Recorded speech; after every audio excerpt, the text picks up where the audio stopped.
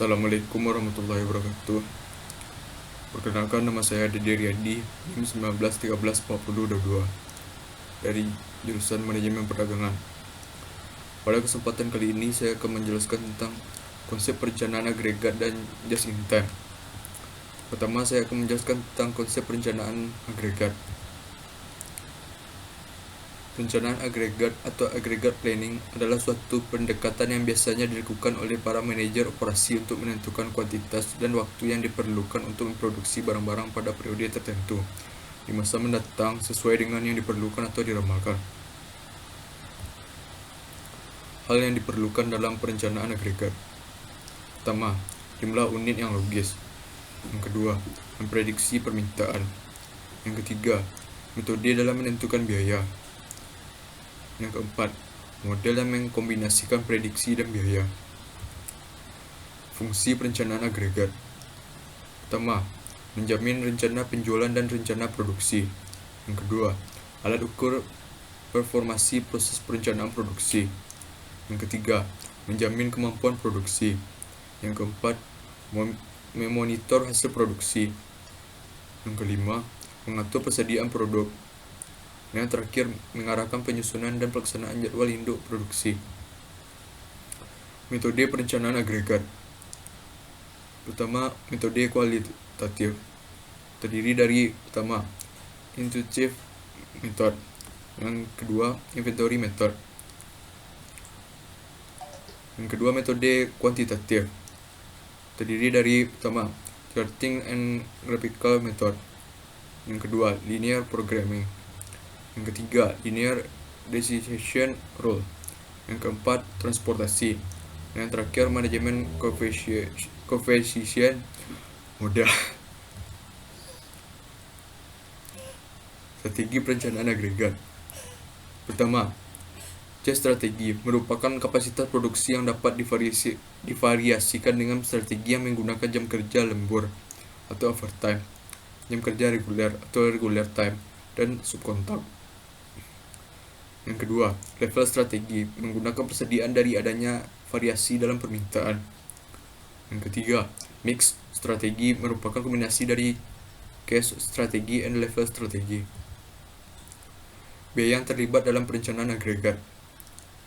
Pertama, hiring cost atau ongkos penambahan tenaga kerja. Yang kedua, firing cost atau ongkos pemberhentian tenaga kerja. Yang ketiga, overtime cost dan undertime cost atau ongkos lembur dan ongkos menganggur. Yang keempat, inventory cost dan backorder cost atau ongkos persediaan dan ongkos kehabisan persediaan. Baik, saya akan melanjutkan tentang materi just in time atau sistem produksi tepat waktu. Konsep just in time adalah suatu konsep di mana bahan baku yang digunakan untuk aktivitas produksi didatangkan dari pemasok atau supplier tepat pada waktu bahan itu dibutuhkan oleh proses produksi, sehingga akan sangat menghemat bahkan meniadakan biaya persediaan barang atau penyimpanan barang atau stocking cost. Konsep just in time. Pertama, produksi just in time adalah memproduksi apa yang dibutuhkan hanya saat dibutuhkan dalam jumlah yang diperlukan. Yang kedua, autonomasi merupakan suatu unit pengendalian cacat secara otomatis yang tidak memungkinkan unit cacat mengalir ke proses berikutnya. Yang ketiga, tenaga kerja fleksibel adalah mengubah jumlah pekerja sesuai dengan fluktuasi permintaan. Yang keempat, berpikir kreatif dan menampung saran dari karyawan. Tujuan just in time. Tujuan just in time adalah untuk mengangkat produktivitas dan mengurangi pemborosan. Just in time didasarkan pada konsep arus produksi yang berkelanjutan dan mensyaratkan setiap bagian proses produksi bekerja sama dengan komponen lainnya. Elemen just in time. Pertama, pengurangan waktu setup.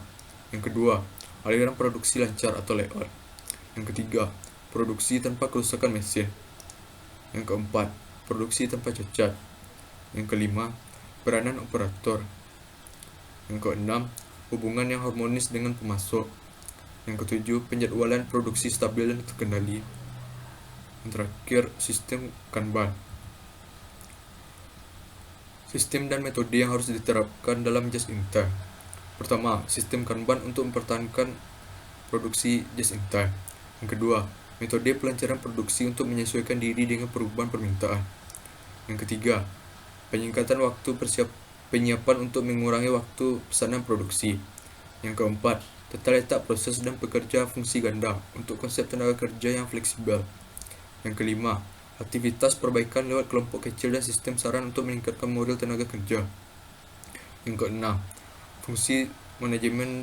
sistem manajemen fungsional untuk mempromosikan pengendalian mutu ke seluruh bagian perusahaan. Baik, sekian yang dapat saya sampaikan, terlebih kurang saya mohon maaf.